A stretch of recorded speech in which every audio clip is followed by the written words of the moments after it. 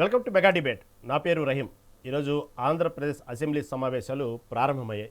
మొదటి రోజు గవర్నర్ ప్రసంగంతో ప్రారంభమైంది. కాబట్టి ఇక్కడ బడ్జెట్ సమావేశమా, అసెంబ్లీ సమావేశమా, లేకపోతే గవర్నర్ ప్రసంగమా అనే దానికంటే కూడా అందరి చూపు ఒకటే అంశం మీద ఉంది. సడన్గా మాజీ సీఎం వైసీపీ అధినేత జగన్మోహన్ రెడ్డి ఎంట్రీ ఇవ్వటం. అందరూ అలాగే చూస్తుండిపోయారు. మాకు 11 మంది ఎమ్మెల్యేలు వచ్చారు. కాబట్టి ఇక్కడ గవర్నర్ ప్రసంగం జరుగుతున్నంతసేపు ఫ్లక్కార్డులు పట్టుకొని ఆ పొడేం చుట్టూ నిరసన తెలియజేశారు ఆ 11 నిమిషాల వరకు కూడా. కాకపోతే దాదాపుగా గవర్నర్ ప్రసంగం అంతవరకు కూడా వేచి చూస్తారేమో అనేటువంటి అవకాశం ఎదురు చూశారు. కానీ ఎక్కడ కూడా గవర్నర్ ప్రసంగం ఒక పక్క జరుగుతానుంది, ఒక పక్క నిరసనగా సంబంధించినటువంటి కార్యక్రమాలు జరుగుతూనే ఉంది. దానికి సంబంధించినటువంటి ఏదైతే ప్రతిపక్ష హోదా కావాలంటూ ఫ్లక్కార్డులు పట్టుకొని, అదేవిధంగా మెడికల్ కాలేజీ ప్రైవేటీకరణను రద్దు చేయాలంటూ, దాంతోపాటుగా అనేక అంశాల మీద ఏదైతే సూపర్ 6 పథకాలు అమలంటూ ఇలాగా ఒకసారిగా పొడియం చుట్టూ నుంచొని ఫ్లక్కార్డులు పట్టుకుని నిరసన తెలియజేయడం జరిగింది. ఆ తర్వాత 11 నిమిషాల తర్వాత వాకౌట్ చేయడం కూడా మనం చూసాం. దాదాపుగా ఉంటారేమో అనుకున్నారు. కానీ అనుకున్నట్టుగానే కొంతమంది విశ్లేషకులు చెప్పినట్టుగానే జగన్మోహన్ రెడ్డి హాజరవ్వడానికి వచ్చినట్టు ఉంది. కానీ ఎక్కడ కూడా దానికి సంబంధించినటువంటి పూర్తి స్థాయిలో అక్కడ సమయం కేటాయించినట్టు కనబట్లేదు. సరే, తర్వాత నెక్స్ట్ అసలు వైసీపీ వ్యూహం ఏంటి? కేవలం ఇది ప్రతిపక్ష హోదా కోసం రాజకీయ ఒత్తిడేనా? అసలు బడ్జెట్లో ఏం చెప్పబోతున్నారు? ఇది వాళ్ళ మెగా డిబేట్. దీంతో ఇదే అంశంపై మనతో పాటు డిస్కస్ చేయడానికి సిద్ధంగా ఉన్నారు వైసీపీ అధికార ప్రతినిధి లక్ష్మణ్ గారు, అదేవిధంగా టీడీపీ అధికార ప్రతినిధి బాలగురుస్వామి గారు, అదేవిధంగా ప్రముఖ రాజకీయ విశ్లేషకులు మనం కోటేశ్వర గారు మనతో పాటు సిద్ధంగా ఉన్నారు. ముందుగా మనం కోటేశ్వర గారి దగ్గరికి వెళ్దాం. కోటేశ్వర గారు నమస్తే అండి. నమస్తే కోటేశ్వర గారు, ఈరోజు జగన్మోహన్ రెడ్డి అసెంబ్లీలో సమావేశానికి రావటం అనేది నిన్నటి నుంచి జరుగుతూనే ఉంది. వస్తారని ముందుగానే వార్త ఉంది. కాబట్టి అందరూ ఈరోజు వస్తారు, ఏం జరిగిందో చూద్దామనే అంశం ఆదృతగా అందరూ ఎదురు చూశారు. కొంత మీలాంటి విశ్లేషకులు కొంతమంది చెప్పడం దాదాపుగా ఉంటారు అనేది, ఎక్కువసేపు ఉంటారనేది మనం ఆలోచించకూడదు అనే విషయాలు కొంతమంది చెప్పడం కూడా జరిగింది. అందరూ అనుకున్నట్టుగానే కేవలం ఈ ఏదైతే ప్రతిపక్ష హోదా కోసమే ఒత్తిడి చేసి ఆ 11 నిమిషాల తర్వాత వాకౌట్ చేయడం జరిగింది. ఏం దీంట్లో వైసీపీ వ్యూహం ఏమంటారు? వాస్తవంగా అసలు ప్రతిపక్ష హోదా అనేది అది జరిగే పని కాదు అని గట్టిగా ఒక పక్క కూటమి ప్రభుత్వం చెప్తున్నప్పటికీ కూడా, ఇటు పక్క అయ్యన పాత్రుడు చెప్పినప్పటికీ కూడా, ఎందుకు ఈ అంశాన్ని పదే పదే కేవలం ప్రజా సమస్యల్ని చెప్పడం కోసం అవకాశం ఉన్నటువంటి ఆ ప్లాట్ఫామ్ని వాడుకోకుండా ఈ ప్రతిపక్ష హోదా కోసం ఎందుకు ఇంత పట్టుబడుతుందంటే ఏమంటారు? ప్రతిపక్ష హోదా రాదు అనేటువంటి అంశం అందరికంటే జగన్మోహన్ రెడ్డి గారికి బాగా తెలుసు. అయినప్పటికీ దాన్ని ఆయన నిరంతరం ఒక ఇష్యూగా చేయదలుచుకున్నారు అనేటువంటిది మనకి స్పష్టంగా కనిపిస్తూ ఉంది. అయితే మరి అదే అంశాన్ని ప్రతిరోజు అసెంబ్లీకి వచ్చి ఇదే విధంగా ప్లేకార్డులు పట్టుకోవచ్చు, లేకపోతే ఇతరత్ర నిరసన తెలియజేయచ్చు. కానీ ఇవాళ అసెంబ్లీ సమావేశాలకు హాజరై రేపటి నుంచి రాము అనేటువంటి సంకేతం సందేశాలని ఇచ్చారు. ఎందుకు ఈరోజు ఒకరోజు వచ్చారు అంటే, 60 రోజుల పాటు వరుసగా అసెంబ్లీ సమావేశాలను కనుక ఏ సభ్యుడైనా బహిష్కరిస్తే, ఒకవేళ సమావేశానికి ఏ కారణాలతో హాజరు కావటం లేదో స్పీకర్కు తెలియజేసి స్పీకరు అనుమతి తీసుకోవాలి. అది అనారోగ్య కారణమైన లేదా ఇతరత్ర మరో కారణమైన ఆ విధమైనటువంటి నిబంధనలు ఉన్నాయి. అలా అనుమతి లేకుండా గైర్హాజరైనటువంటి సభ్యుడిని 60 రోజుల తర్వాత సభ్యత్వానికి అనర్హునిగా చేస్తూ ఆ చట్టసభలు తీర్మానం చేసి సభ నుంచి బయటికి పంపేసేయచ్చు. బహుశా ఈ సమావేశాలతోటి 60 రోజుల గడువు అనేటువంటిది పూర్తిగా వస్తుంది కనుక మధ్యలో ఒకరోజు బ్రేక్ ఇస్తే మరొక 60 రోజుల పాటు అసెంబ్లీ సమావేశాలకు రాకపోయినప్పటికీ వాళ్ళ సభ్యత్వాలుకి ఎలాంటి ఢోకా ఉండదు. అందుకని ఆ విధమైనటువంటి చట్టంలో ఉన్నటువంటి ఆ వెసులుబాటును వినియోగించుకోవడానికి గవర్నరు ప్రసంగానికి హాజరై వెంటనే పూర్తిగా ఉండకుండానే వెళ్ళిపోయారనేది స్పష్టంగా కనిపిస్తూ ఉంది. అందువల్ల రాబోయేటువంటి రోజుల్లో మళ్ళా ఎప్పటికాలు ఇట్టే అన్నట్టుగా జగన్మోహన్ రెడ్డి గారు లేదా ఆయన పార్టీకి చెందినటువంటి ఎమ్మెల్యేలు సభకు అంటే అసెంబ్లీకి హాజరయ్యేటువంటి అవకాశం లేదు. శాసన మండలికి ఇంతకు ముందు నుంచి హాజరవుతున్నారు. రాబోయే రోజుల్లో కూడా శాసన మండలికి హాజరై తమ యొక్క విధానం ఏదైతే ఉన్నదో దాన్ని అదే విధంగా కొనసాగించేటువంటి అవకాశం ఉందనేది నా అభిప్రాయం. మళ్ళీ మీ దగ్గరకు వస్తానండి కోటేశ్వర గారు. తర్వాత లక్ష్మణ్ గారు వైసీపీ అధికార ప్రతినిధి. నమస్తే అండి లక్ష్మణ్ గారు. నమస్తే సార్. నమస్తే. లక్ష్మణ్ గారు, ఆయన పాత్రుడు చెప్పినట్టు 11వ తారీఖున 11 మంది ఎమ్మెల్యేలు కనీసం 11 నిమిషాలు కూడా ఉండకుండా వెళ్ళారు అనేటువంటి ఆయన పాత్రుడు చెప్పిన విషయాన్ని నిజం చేస్తూ, ఎందుకు అలా తెలుసు కదా దానికి సంబంధించి ప్రతిపక్ష హోదా రాదనే విషయం తెలుసు కూడా ఎందుకు దీన్ని నిజంగానే కావాలని చెప్పి ప్రజా సమస్యలు ఇన్నుంటే రాష్ట్రంలో ఎన్నో సమస్యలు ఉన్నాయని మీరే చెప్తున్నారు. కూటమి ప్రభుత్వం ఒక పక్క సంక్షేమ పథకాలను సరిగా పట్టించుకోదంటున్నారు. రాష్ట్రంలో రెడ్ బుక్ రాజ్యాంగం నడుస్తుంది అంటున్నారు. ఇన్ని సమస్యలు ఉన్నాయి. ఈ పక్క చూస్తే తిరుపతి లడ్డు అంశం ఉంది, ఇటు ప్రైవేట్ మెడికల్ కాలేజీలకు సంబంధించిన అంశం ఉంది. ఇవన్నీ కూడా అసెంబ్లీలో మాట్లాడాల్సిన సమయాన్ని, విలువైన సమయాన్ని కేవలం ఇది ప్రతిపక్ష హోదా అనే అంశాన్ని ముందు పెట్టి ఎందుకు ఈ విధంగా సభని అవసరమైనటువంటి సమయాన్ని అనవసరం చేసుకుంటున్నారంటే ఏమంటారు మీరు? రహీం గారు, మీకు పెన్నున్న పెద్దలకి, మెగా 9 టీవీ వీక్షణ యాజమాన్య హృదయపూర్వక నమస్కారం అండి. జగన్మోహన్ రెడ్డి గారు ఎప్పుడైతే అసెంబ్లీ సమావేశాలు జరుగుతున్నాయో, ఇప్పుడు దాదాపుగా 20 నెలలు అవుతూ ఉన్నాయి. స్టార్టింగ్ నుంచి కూడా ఒకటే మాట చెప్పారు, మా యొక్క గళాన్ని వినిపించాలన్నా, ప్రజల యొక్క సమస్యలపైన మాట్లాడాలన్నా కనీసం ఒక అరగంట టైం అయినా పడుతుంది. దాన్ని ఎక్స్ప్లెయిన్ చేయాలంటే, మీ ప్రశ్నలు అడగాలంటే, వివరించాలంటే ఖచ్చితంగా ప్రతిపక్ష హోదా గల ఒక నాయకుడిగా అయితే నాకు టైం ఓవర్ ఉంటుంది, నాకు టైం ఉంటుంది మాట్లాడటానికి, వివరించడానికి, చెప్పడానికి. లేదంటే ఒక సాధారణమైన ఒక ఎమ్మెల్యేకి ఇచ్చినటువంటి ఒక 2 నిమిషాలు 3 నిమిషాలు టైం ఇస్తాను. దీంట్లో నేనేం మాట్లాడతాను, అధ్యక్ష అన్న పదం దగ్గర ఆగిపోయి వస్తున్న పరిస్థితి ఏర్పడుతూ ఉంటుంది. సో అందుకనే నేను హైకోర్టుకి వెళ్ళాం, సుప్రీంకోర్టుకి వెళ్ళాం.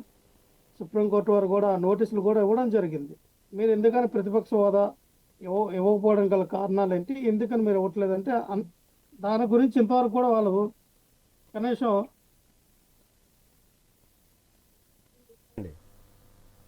ఒక్క నిమిషం సార్. రహీం గారు, అయితే ఎందుకు మీరు ఇవ్వట్లేదని అడిగితే కనీసం స్పందన కూడా లేదు. ఎవరైతే అయ్యన్న పాత్రుడు గారు ఏదైతే మరి అసెంబ్లీ స్పీకర్గా ఉన్నారో ఆయనకున్నటువంటి అధికారులతో ఇవ్వచ్చు. ఎక్కడ కూడా రాజ్యాంగంలో 10% ఓటు వస్తేనే, 18 సీట్లు వస్తేనే, లేదా 10% పైగా సీట్లు అదే అసెంబ్లీలో గెలిస్తేనే ఉంటుంది ఎమ్మెల్యేలు. కానీ రూలైతే లేదు. అది అన్నీ కూడా మనం తెచ్చుకునేదే. గతంలో మనం చూసాం. ఎక్కడైతే మనం మాట్లాడుకున్నట్టు గతంలో అనేక టీవీ కార్యక్రమాల చర్చల్లో భాగంగా మనం మాట్లాడుకున్నాం కూడా. అక్కడ తమిళనాడులో డిఎంకే రకంగా తెచ్చారు. అలాగే బీజేపీకి కాంగ్రెస్ పార్టీ వారు ఎలాగైతే సెంట్రల్ గవర్నమెంట్లో అప్పుడు పార్లమెంట్లో ఇవ్వడం జరిగిందో, అలాగే అదే బీజేపీకి ఆమ్ ఆద్మీ పార్టీ ఢిల్లీలో మరి వాళ్ళకి లేకపోయినా సరే ప్రతిపక్ష హోదా ఎలాగైతే కల్పించారో, ఇవన్నీ ఎందుకు కల్పిస్తారంటే ఇవన్నీ కూడా అధికార పక్షాన్ని అడగాలి, అధికార పక్షాన్ని ప్రశ్నించాలి, ప్రజల వైపు ప్రజలు వంతుగా వాయిస్ వినిపించాలంటే ప్రతిపక్షం ఉండాలి, ఆ ప్రతిపక్షం గొంతు బలంగా ఉండాలి అని చెప్పి ఇవ్వడం జరిగింది. కానీ ఇక్కడ ఏంటంటే అధికార పక్షం వాళ్ళు ప్రతిపక్ష నాయకుడిగా జగన్మోహన్ రెడ్డి గారికి ఇస్తే ఆయన అడిగిన ప్రశ్న మనం సమాధానం చెప్పాలి. మన పరిపాలన చూస్తే అంతంత మాత్రం ఉంది, ఏం చూసినా ఇక్కడ జరిగేదేమీ లేదు. మొన్నటి వరకు ఒక 2 సంవత్సరాలు తల్లి చెల్లి గొడ్డలు అన్నిటిగా నడిపేశారు 20 నెలలు. ఇప్పుడేమో మరొక 2 సంవత్సరాలు ఇగో శ్రీవారం లడ్డు మీద నడిపిస్తే సరిపోద్దన్న రకంగా వీళ్ళు రాజకీయాలు చేస్తున్నారు. కానీ వీళ్ళు ఇచ్చిన హామీలు చూసాం. 143 హామీలు ఏమైనాయి? సూపర్ 6 అటకెక్కించారు. అలాగే వీళ్ళు చెప్పిన హామీలను కూడా డెవలప్మెంట్ లేదు, నిరుద్యోగ వృత్తి లేదు, ఆడబిడ్డ నిధి లేదు, రైతులకి అన్నదాత సుఖము అందట్లేదు, ఉచిత గ్యాస్ సిలిండర్లు దిక్కు లేదు. ప్రతిదీ కూడా ఈరోజు చూస్తే అన్ని కంప్లైంట్లుగా ఉన్నాయి. ఒక పక్కన చూస్తే ఎస్ఎస్టీ బీసీ మైనార్టీలకు 50 సంవత్సరాలు పోతే పెన్షన్ అన్నాడు. అసలు ఇచ్చిన పెన్షన్లోనే 10 లక్షల మందికి పెన్షన్ ఒక కోత వేస్తాడు. గతంలో మేము ఇచ్చిన పెన్షన్ కన్నా ఈరోజు చూస్తే కొత్త పెన్షన్ ఒకటి కూడా ఇవ్వలేదు. 38 లక్షల పెన్షన్లు పెండింగ్లో ఉన్నాయి. ఇవన్నిట్లో వారు సమాధానం చెప్పలేదు. ఈ రోజున నిస్సిగ్గుగా, ఏమాత్రం సిగ్గు లేకుండా అన్ని తప్పుల తడగా అబద్ధాలతో కూడినటువంటి ఏదైతే ఇచ్చినటువంటి ఒక నివేదిక ఏదైతే అది గవర్నర్ గారితో చదివిస్తూ ఉన్నా, మేము ఆంధ్రప్రదేశ్ రాష్ట్రానికి ఎంత చేసామని. ఏం చేశారో నాకు అర్థం కాదు. మీరు చెప్పినట్టుగానే అరే మీ హయాంలో లక్ష్మణ్ గారు ఏదైతే రాగానే మీరు కరెంటు బిల్లు పెంచేశారో అదే కరెంటు బిల్లు ట్రూప్ ఛార్జీల పేరు మీద పెంచినటువంటి కరెంటు బిల్లు మీద 5 పైసలు మీరు తగ్గిస్తే మేము కరెంటు బిల్లు తగ్గించామని చెప్పించి ఆయన గవర్నర్ గారితో చదివించారు. ఉద్యోగుల పేరేది, పెట్టుబడుల పేరేవి.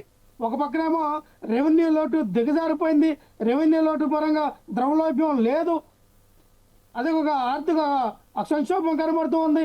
ఇంకో పక్కనేమో జిఎస్టీ గురించి మాట్లాడతారు. జిఎస్డిపి చూపించండి అంటే 1.97% మా హయాంలో పెరిగిందని చెప్తారు. సిగ్గులేదా? నాకు అర్థం అవట్లా. 1.97% మా హయాంలోనే బ్రహ్మాండంగా ఉంది కదా. మనం 1.97% మీ హయాంలో పెరిగితే ఏది కొనుగోలు శక్తి? ఏది? ఎక్కడ సామాన్య ప్రజలు ఎక్కడ కొనుగోలు చేస్తూ ఉన్నారు? ఎక్స్పోర్ట్స్ ఇంపోర్ట్స్ ఎక్కడ జరుగుతూ ఉన్నాయి? ఎక్కడ డబ్బులు టర్నింగ్ అవుతూ ఉన్నాయి? ఎక్కడ రీసైకిల్ జరుగుతూ ఉన్నాయి? మనీ జనాలందరూ కూడా ఈ రోజున పండగ చేయాలన్నా, పబ్బం చేయాలన్నా, కొనాలన్నా కొనుగోలు శక్తి లేదు వాళ్ళ దగ్గర. ఇదివరకు మా హయాంలో కొనుగోలు శక్తి ఉంది, డబ్బులు రీసైక్లింగ్ జరిగినాయి, డబ్బులు ఉన్నాయి వాళ్ళ దగ్గర. ఈ రోజున డబ్బులేవి చూడండి ఒకసారి. వ్యాపారస్తులందరూ కూడా లబోదిబోమని ఏడుస్తూ ఉన్నారు. రైతులు ఒక పక్క గిట్టుబాటు ధరలాగా లబోదిబోమని ఏడుస్తూ ఉన్నారు. డబ్బులు లేవు జనాల దగ్గర. మీరేమో ఒక పక్కన జిఎస్టీ పెరిగిపోయింది, జీడిపి పెంచాం, జిఎస్టీ ట్యాక్సీ డబ్బులు వచ్చాయన్నారు. ఎక్కడ వచ్చాయి సార్? చూపించిన లెక్కలతో. ఇంత దారుణంగా పరిపాలన చేస్తూ మీరు ఆంధ్రప్రదేశ్ రాష్ట్రాన్ని అట్టడుగు పాలన చేస్తూ మరొక శ్రీలంక, మరొక వెనుజులా, మరొక కంబోడియా, మరొక ఈ దేశాల్లో తయారు చేస్తుంటే మీరు లక్ష్మణ్ గారు అసెంబ్లీకి రాలేదు. వచ్చారు, 11 నిమిషాలు ఉన్నారు, 11 నిమిషాలు ప్రసంగం విన్నారు, 11 నిమిషాల తర్వాత వెళ్ళిపోయారు. మీరు ఎన్నిసార్లు 11 అన్నా మాకు వచ్చింది 11 సీట్లే. మీరు ఎగతాలు చేయండి, తప్పే ఉంది. ఆ 11 అనేది రేపు పొద్దున్న మీ మెడకు చుట్టుకొని అటో ఇటో ఉరితాడేయకుండా మీరు కాపాడుకోండి. ఖచ్చితంగా అదే 11 నంబరు చాలా కాలం ఏదుంటుంది గుర్తుంటుంది మీకు కూడా. అందులో ఎటువంటి అవట్లేదు. ఆ టైం రాబోతా ఉంది. మేము కూడా ఏ కార్యక్రమం చేసినా, జగన్మోహన్ రెడ్డి గారు ప్రెస్ మీట్ పెట్టినా, నాతో ఏ కార్యక్రమం చేసినా 11 ఎందుకు పెడతాం అంటే దానికి రాబోయే రోజుల్లో ఖచ్చితంగా సమాధానం ఎలా చెప్పవలసిన పరిస్థితులు ఉంటుందో అలా చెప్తాం. మేము మర్చిపోయే పరిస్థితి కాదు. మీరేం పరిపాలన ఈ రోజున అసెంబ్లీ సమావేశాలని చెప్పి జగన్మోహన్ రెడ్డి గారు వచ్చారు, వెళ్ళిపోయారు, ఎగతాలు చేస్తారా? ఏం చదివిస్తూ ఉన్నారు అక్కడ నజీర్ గారితో? ఆయన అబ్దుల్ నజీర్ గారు గవర్నర్ గారితో ఏం చదివిస్తూ ఉన్నా? అయితే లక్ష్మణ్ గారు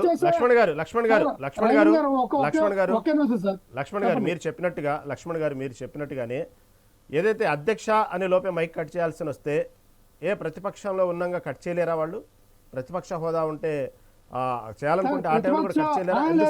ప్రోటోకాల్ ఉంటుంది సార్ రహీం గారు, ఒక ప్రోటోకాల్ ఉంటుంది. ప్రతిపక్ష నేతగా ఉన్నప్పుడు ఎవరైతే అధికార పక్ష ఒక సీఎం క్యాండిడేట్ గాని మాట్లాడేటప్పుడు ఒక పావుగంట అరగంట ఎలాగైతే మాట్లాడతారో సేమ్ అదే రూల్ పరంగా ప్రతిపక్ష ఎల్ఓపికి ఉంటుంది, లీడర్ ఆఫ్ ద అపోజిషన్ కి ఆ రైట్స్ ఉంటాయి. అంటున్నారు మీరు. ఓకే, వాళ్ళు అనుకుంటే ఉన్నటువంటి ఆ సంఖ్యాబలం ప్రకారం ఆ ప్రోటోకాల్ ని కూడా వాళ్ళు డిస్టర్బ్ చేయొచ్చు అనుకుంటే మీరు రండి, సమస్యను వినిపించండి. మీరు చెప్తున్న సమస్యలు ఎన్ని ఉన్నాయి, ఇన్ని సమస్యలు ఉన్నాయి, మీరే చెప్తున్నారు. మీరే ఒక పార్టీ అధికార ప్రతినిధిగా ఉండి మీరే ఇన్ని సమస్యలు బయటకు తెస్తున్నప్పుడు మీ నాయకుడు ఇంకా మీ నాయకుడు చెప్తే ఆ వాయిస్, ఆ మెసేజ్ యొక్క పవర్ పెరిగింది కదా, అసెంబ్లీని వాడుకోవచ్చు కదా. కేవలం ఇలాంటి సోషల్ మీడియానో లేకపోతే సొంత పత్రికల్లోనో చెప్పుకునే బదులు అసెంబ్లీలో చెప్పుకుంటే అది మీరు చెప్పిన నిజంగానే అధ్యక్ష అన్నప్పుడు కట్ చేశారు అనుకుందాం కొంతసేపు, అది కూడా ప్రజల్లో బలంగా వెళ్ళింది కదా, ఇంకా మీ పార్టీ ప్లస్ పాయింట్ అయింది కదా. రహీం గారు చెప్పండి, ఇదే మొక్క చంద్రబాబు నాయుడు గారికి చెప్పండి, అయ్యా వాళ్ళకి ప్రతిపక్ష హోదా కల్పించండి, వచ్చిన తర్వాత మీరు ఏం చేయాలనుకుంటున్నారు చేయండి అని. ఎందుకు భయపడుతూ ఉన్నారు? మమ్మల్ని రానివ్వండి, ప్రతిపక్ష హోదా ఇచ్చి ఒకసారి అడుగు పెట్టించమనండి. అడుగు పెట్టించిన తర్వాత వాళ్ళు చేస్తారా, మేము చేస్తామా? లేదా వాళ్ళు ఎదురుదాడి చేస్తారా, మేము ఎదురుదాడి చేస్తామా? ప్రజా సమస్యల పైన మేము అడుగుతామా, లేదా సమస్యలకి పరిష్కారంగా సమాధానం వాళ్ళు చెప్తారో తేలిపోద్ది కదా. మీరు ఆ ప్రశ్న వాళ్ళు అడగాలి, వాళ్ళు మమ్మల్ని అడగడం కాదు. అధికారం మీరు ప్రతిపక్ష హోదా ఇస్తే ఎందుకు ఇవ్వట్లేదు? మీరు ఇస్తే ఏమైపోయిందని మరి అడగచ్చు కదా మీరు వాళ్ళ ప్రశ్న. ఇదే మీడియా ఛానల్ అందరూ కూడా చంద్రబాబు నాయుడు గారిని అడగచ్చు కదా. మీరు ఎందుకు రూల్స్ బ్రేక్ చేయడం కరెక్ట్ కాదనేది వాళ్ళ వాదన. అది రూల్స్ బ్రేక్ చేయడం ఎందుకు, భారత రాజ్యాంగంలో ఎక్కడ రాసి పెట్టలేదు ఓకే. అపోజిషన్ పార్టీకి ఇన్ని సీట్లు ఉండాలని రాజ్యాంగబద్ధం కాదు. ఉమ్. అది మనకు మనం రాసుకున్నది. ఇది మనకు మనం తెచ్చుకున్నది ఏంటంటే సాంప్రదాయం. గతంలో అప్పుడు ఏంటంటే కాంగ్రెస్ పార్టీ అలాగే సిపిఎంలు అప్పుడు అంటే బీజేపీ పార్టీ అప్పుడు లేదు. ఉమ్. బీజేపీ పార్టీ రాకముందు అప్పుడు సిపిఎం అలాంటి కాంగ్రెస్ పార్టీ ఇవన్నీ ఆధ్వర్యంలో ఉన్నప్పుడు ఏంటంటే వీళ్ళందరూ కూడా అధికార పక్షంలో ఉంటే అపోజిషన్ పార్టీ ఎవరు అని ఆ టైంలో తీసుకొచ్చిందంటే నిబంధన, మనకు మనం తెచ్చుకున్న నిబంధన. ఓకే ఓకే లక్ష్మణ్ గారు, బీజేపీ పార్టీ కూడా ఎంటర్ అయిన తర్వాత ఓకే అడుగుదాం. ఏంటంటే ఓకే మీరు చెప్పినట్టుగానే లక్ష్మణ్ గారు మీరు దాన్ని కంటే ఇది రాజ్యాంగబద్ధంగా నిర్ణయించే నిబంధన కాదు కదా. ఓకే లక్ష్మణ్ గారు, చేసుకోవచ్చు. ఓకే ఓకే మీరు చెప్పినట్టుగానే టీడీపీ అధికార ప్రతినిధి మనతో పాటు సిద్ధంగా ఉన్నారు బాలగురుస్వామి గారు. అడుగుదాం బాలగురుస్వామి గారిని అడుగుదాం. గురుస్వామి గారు చెప్పండి, ప్రతిపక్ష హోదా ఇవ్వడానికి వచ్చినటువంటి ప్రాబ్లం ఏంది, మీ కూటమి ప్రభుత్వానికి వచ్చిన ఇబ్బంది ఏంది? కేవలం ఈ రాజ్యాంగం సంబంధించినటువంటి ఆయన చెప్పినట్టుగానే అసలు ఎక్కడ కూడా లేదు, అలాంటి నిబంధన ఎక్కడ లేదు, మనకు మనం ఓన్గా పెట్టుకున్నదే ఈ ప్రతిపక్ష హోదా గురించి ఇన్ని 4th బయనో లేకపోతే ఇంత రేషియో ప్రకారం ఉండాలని ఇవన్నీ మనం పెట్టుకుంది కానీ ఎక్కడా లేదు అంటున్నారు. మళ్ళీ ప్రతిపక్ష హోదా ఇవ్వడానికి మీ పార్టీకి వచ్చిన ఇబ్బంది ఏంటి, ఎందుకు దీని వెనక వ్యూహం ఏంటి అసలు ఇవ్వకపోవడానికి? రఫీ గారు, మీకు ప్యానల్లో ఉన్న పెద్దలు కోటేశ్వరరావు గారికి, తమ్ముడు లక్ష్మీనారాయణ గారికి, మెగా 9 వీక్షకులకి అందరికి కూడా శుభ సాయంత్రం, ధన్యవాదాలు తెలియజేస్తున్నాను. అసలు ప్రతిపక్ష హోదా అని చెప్పి ఎందుకు అడుగుతున్నారో అర్థం కావట్లేదు. అసలు ఈ రాష్ట్ర ప్రజలు ఏమని తీర్పిచ్చారు, మిమ్మల్ని ఎంతకు పరిమితం చేశారు ఈ రాష్ట్ర ప్రజలు అంటే, రాష్ట్ర ప్రజలు ఇచ్చిన తీర్పును కూడా వీళ్ళకి గౌరవించడం చేతగాని పార్టీ వీళ్ళు. ఆ కోవలో వీళ్ళు ఇష్టానుసారంగా అక్కడికి అసెంబ్లీలోకి వచ్చి మాట్లాడడం చేతగాక, అసెంబ్లీలో నిలబడే ధైర్యం లేక, వాళ్ళు అసెంబ్లీలో మాట్లాడే టాలెంట్ లేక, మాకేదో ప్రతిపక్ష హోదా ఇస్తే వస్తాం, ప్రతిపక్ష హోదా ఇస్తే వస్తాం. అసలు ఎందుకు ఇవ్వాలి మీకు ప్రతిపక్ష హోదా?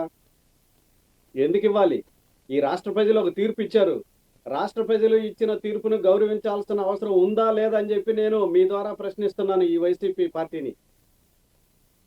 వీళ్ళు 11వ తేదీ 11 గంటలకి 11 మందితో అసెంబ్లీకి వచ్చి 11 నిమిషాలు కూడా ఉండకుండా వెళ్ళిపోయిన బ్యాచ్ వీళ్ళు.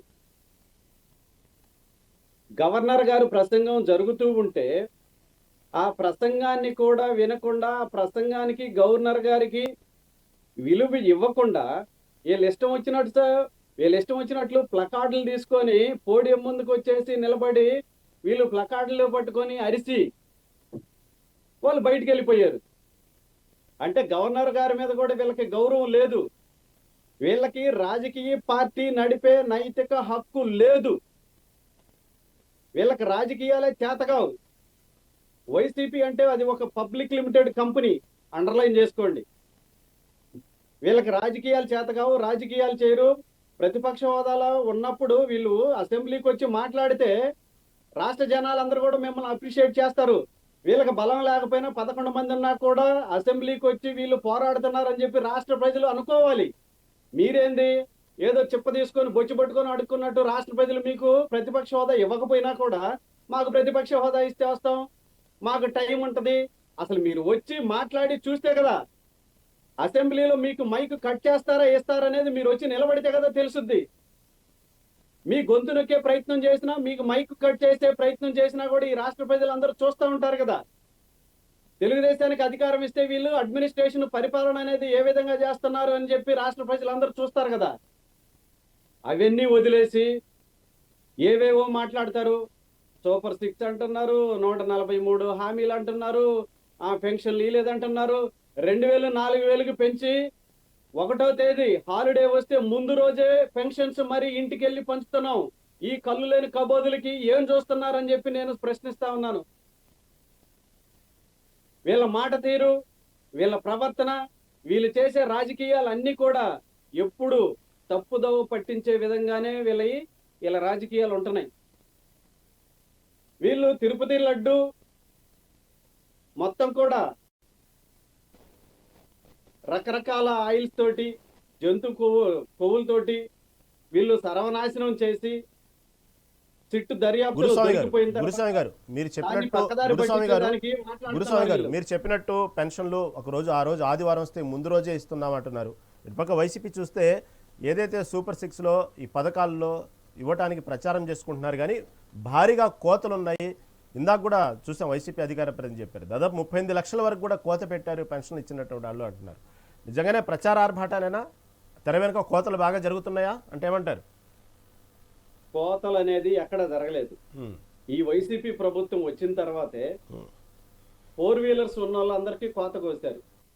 ఏదో అప్పో సప్పో చేసి బ్యాంకులో లోన్ తీసుకొని ఇల్లు కట్టుకోవాలనే వాళ్ళు ఆదాయం లేకపోయినా కూడా ఏదో చిన్నగా ఐటీ రిటర్న్స్ చేసుకుంటే ఐటీ రిటర్న్స్ చూపించేసి వీళ్ళు పెరికేశారు. కరెంటు మీటర్లు పెట్టి పెరికేశారు. ఉన్న కాడికి రాష్ట్రంలో మొత్తాన్ని పెరికేసింది వీళ్ళు. మేము వచ్చిన తర్వాత 2,000 రూపాయలని ఒకేసారి 4,000 చేసాం పెన్షన్ని. వీళ్ళు అధికారంలోకి రాకముందు ఏం చెప్పారు? మేము 3,000 పెన్షన్ ఇస్తామన్నారు. అధికారంలోకి వచ్చిన తర్వాత విడతల వారీగా అని చెప్పేసి 250 రూపాయలు పెంచుకుంటూ పోయారు వీళ్ళు. కానీ చంద్రబాబు నాయుడు గారు ఇచ్చిన మాట ప్రకారం 2,000 రూపాయలని 4,000 రూపాయలు చేశారు. అధికారం చేపట్టే ముందు జరిగిన 2 నెలలకు కూడా ఆ డబ్బులు కలిపి ఇవ్వడం మనందరం చూసాము. వీళ్ళు తప్పుడు మాటలు, తప్పుడు రాజకీయాలు, తప్పుడు వ్యవహారాలు తప్ప వీళ్ళకి ఒరిజినల్ గా అప్రిషియేట్ చేయడం అనేది వీళ్ళ పార్టీకి చేత కాదు. మేము అసెంబ్లీకి వస్తే ఏమో పీకుతామంటున్నారు. వచ్చి పీకితే తెలుస్తుంది కదా మీరేం మాట్లాడతారో. ఒక సబ్జెక్ట్ మీద మాట్లాడే అవగాహన వీళ్ళకి లేదు. రాష్ట్ర ప్రజలు ఒక తీర్పు ఇస్తే ఆ తీర్పుని గౌరవించడం వీళ్ళకి చేత కాదు. రాష్ట్ర గవర్నర్ గారు మాట్లాడుతుంటే ఆయన్ని అభినందించాలి, గౌరవించాలి. ఇవన్నీ వదిలేసి పోడియం ముందు చిల్లర నాయకులు, చిల్లర శాస్త్రాలు, చిల్లర వేషాలు వేసి ఈ రోజు బయటికి పోయారు. రాష్ట్ర ప్రజలందరూ కూడా వైసీపీ చిల్లర రాజకీయాలు, చిల్లర శాస్త్రాలు అనేది చాలా నిశ్చితంగా గమనిస్తున్నారు. మీరు చేసే అన్ని కూడా ఎలా ఉన్నాయనేది. అందువల్ల మీరు ఎన్ని వేషాలు వేసినా, ఎన్ని మాటలు మాట్లాడినా మిమ్మల్ని ఈ రాష్ట్ర ప్రజలు అనేది నమ్మడం అనేది జరగదు. మీరేదో మేము 11 అనేది రాసి పెట్టుకున్నాం, మాకు 11 వచ్చినాయి కాబట్టి మీకు వచ్చేది 11, మీరు దాంట్లోనే ఉంటారు, అదే మీ మెడకు చుట్టుకుంటుందని చెప్పి సోదరులు మాట్లాడుతున్నారు. అది జరగదు. మీరు కలలుగా అంటున్నారు, పగటి కలలుగా అంటున్నారు. అవన్నీ జరగవు. ఎందుకనంటే అడ్మినిస్ట్రేషన్ అనేది ఓకే గురుస్వామి గారు, సమయం చాలా ఉంది, మళ్ళీ అవకాశం ఇస్తాను. ఎంత బాగా చేస్తున్నారు అనేది రాష్ట్ర ప్రజలందరూ చూస్తానే ఉన్నారు. ఓకే మీరు కాదు ఎన్ని మాట్లాడేది, ఎన్ని మాట్లాడే నైతిక హక్కు మీకు లేదు అని చెప్పి మళ్ళీ అవకాశం ఇస్తానండి. సమయం చాలా ఉంది గురుస్వామి గారు సమయం చాలా ఉంది, మళ్ళీ ఇస్తాను. కోటేశ్వరరావు గారు, ఇందాక లక్ష్మణ్ గారు చెప్తూ ఒక సందర్భంలో గతంలో పండుగలు ఏదన్నా సంబంధించిన చేసుకోవాలన్నా కూడా మనీ సర్క్యులేట్ బాగా ఉంది మా హయాంలో, ఇప్పుడు పండుగలు చేసుకోవాలన్నా ఏ శుభకార్యాలు చేసుకోవాలన్నా కూడా ప్రజల్లో అసలు డబ్బులు లేవు, ఎక్కడికెక్కడ వ్యాపారాలు దెబ్బతిన్నాయి, అసలు మనీ అనేది సర్క్యులేట్ అవ్వట్లేదు అనే విషయాన్ని లక్ష్మణ్ చెప్తా ఉన్నారు ఇందాక. కోటేశ్వర గారు, వాస్తవంగా ఈ బయట కూడా ప్రచారం ఉంది, ఎక్కువగా జగన్ ఉన్నంతకాలం ప్రజల్లో ఎక్కువగా పబ్లిక్లో డబ్బులు బాగా సర్క్యులేట్ అయినాయి అంటే ఏదో ఒక రూపంలో బటన్ నొక్కగానో లేకపోతే ఏదో పథకాల రూపంలోనో ఏదో ఒక రూపంలో ఎక్కువగా ప్రజల్లో ముఖ్యంగా మహిళల్లో ఏదో ఒక డబ్బులు అనేవి అటో ఇటో ఏదో ఒక పథకాల రూపంలో అయితే సర్క్యులేట్ అయినాయి. ఇప్పుడు మాత్రం డబ్బుల విషయంలో మాత్రం కొంచెం ఇబ్బందులు పడుతున్నారు. పండుగలు పబ్బలు చేసుకోవాలన్నా సరే ఏదో ఒక రూపంలో వచ్చినటువంటి పథకాల డబ్బులు మాత్రం అందట్లేదు అనే ఒక నానుడు కూడా బయట ఉందనేది చాలా మంది అభిప్రాయం. సార్ ఏమంటారు దీన్ని? ఇప్పుడు గతంలో జగన్మోహన్ రెడ్డి గారు అమలు చేస్తున్నటువంటి పథకాలని అమ్మఒడి కావచ్చు లేకపోతే అట్లాంటివన్నీ వీళ్ళు ఏమైనా రద్దు చేశారా ఇప్పుడు అనేటువంటిది ఒకటి చెప్పాలి. నాకు తెలిసినంత వరకు అలాంటి రద్దు చేయలేదు. 3,000 రూపాయలుగా ఉన్నటువంటి పెన్షన్ ని 4,000 చేశారు, అది అందరికీ తెలిసినటువంటిది. మరి అది ఆ మేరకు 1,000 రూపాయల సర్క్యులేషన్ అనేటువంటిది వస్తుంది. రెండోది బీసీలకి 50 ఏళ్ళకే మేము పెన్షన్లు ఇస్తా ఉన్నారు, అది చేయలేదు. సరే, ఇట్లాంటి కొన్ని అంశాలు ఉన్నాయి. ఇక్కడ పాయింట్ ఏంటంటే మనీ సర్క్యులేషన్ అనేటువంటిది ఏ స్కీమ్ రద్దు చేస్తే మనీ సర్క్యులేషన్ కాదు కదా సమస్య. ఇక్కడ జగన్మోహన్ రెడ్డి గారి హయామైనా చంద్రబాబు నాయుడు గారి హయామైనా ఉచితంగా దయాదాక్షిణ్యాలతోటి దాన ధర్మాలతోటి ఇచ్చేటువంటిది కాదు.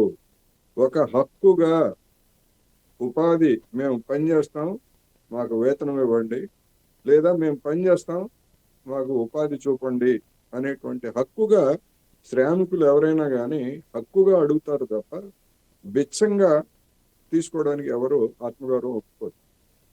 అందుకని ఆ ప్రాతిపదికను చూసినప్పుడు వాళ్ళు ఏం చేశారు, వీళ్ళు ఏం చేశారు రైట్ అనే రైట్ అవును దాన్ని ఆ విధంగా బేరీజ్ వేసుకోవాలి. అవును ఇక్కడ నేను చెప్పదలుచుకుంది ఏంటంటే జగన్మోహన్ రెడ్డి గారు కానీ లేదా వైసీపీ పెద్దలు కానీ ఎక్కడన్నా రాజ్యాంగంలో ఎక్కడుంది, రాజ్యాంగంలో ఎక్కడుంది, రాజ్యాంగంలో కొన్ని రాసి ఉన్నాయి, కొన్ని సాంప్రదాయాలు ఉన్నాయి. ఆ సాంప్రదాయాల మేరకు మరి గత పార్లమెంట్ ఎన్నికల్లో రాహుల్ గాంధీకి ప్రతిపక్ష హోదా ఇవ్వలేదుగా. రాహుల్ గాంధీ ప్రతిపక్ష హోదా ఇవ్వలేదు, గుర్తింపు పొందినటువంటి ప్రతిపక్ష హోదా. కాంగ్రెస్ పక్ష నాయకుడిగా ఆయన్ని గుర్తించారు తప్ప ప్రతిపక్ష హోదా ఇవ్వలేదు. మిగతా చిన్న చిన్న పార్టీలకు కూడా నాయకులుగానే గుర్తించారు. కానీ ఇప్పుడు ప్రతిపక్ష హోదా ఇచ్చిన తరువాత కూడా లోక్సభలో స్పీకరు రాహుల్ గాంధీని మాట్లాడటానికి అవకాశం ఇవ్వలేదు. అదే కదా గొడవ. ఇప్పుడు ఆ ఆ విధంగా మాట్లాడటానికి అవకాశం ఇవ్వకుండా అడ్డుకున్నారు కనుకనే స్పీకరు అప్రజాస్వామికంగా వ్యవహరించారు అని చెప్పేసి స్పీకర్ మీద అవిశ్వాస తీర్మానం పెట్టారు. వైసీపీకి కూడా అలాంటి అవకాశం ఉంది కదా. మీరు సభకు రండి, సభలో మీకు మాట్లాడటానికి అవకాశం ఇవ్వకపోయేట్లయితే, ఎట్లాగైతే ఇప్పుడు లోక్సభలో ఏ విధమైనటువంటి అవిశ్వాస తీర్మానం పెట్టారో ఆ విధంగా మీరు స్పీకర్ మీద అవిశ్వాస తీర్మానం పెట్టండి. మీకు అన్ని అవకాశాలు ఉన్నాయి కదా, ఏ అవకాశాన్ని మీరు వినియోగించుకుంటున్నారు అనేటువంటిది సమస్య.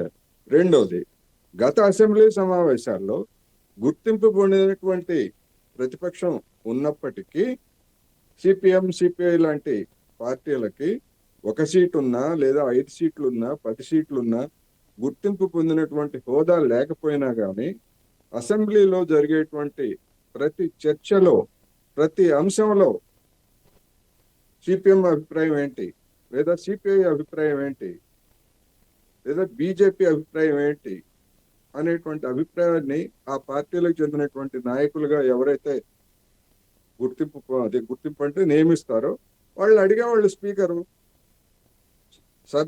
సంఖ్యతోటి బలంతో నిమిత్తం లేకుండా ప్రతి అంశం మీద గంటల తరబడి మాట్లాడినటువంటి ఉదంతాలు ఉన్నాయి.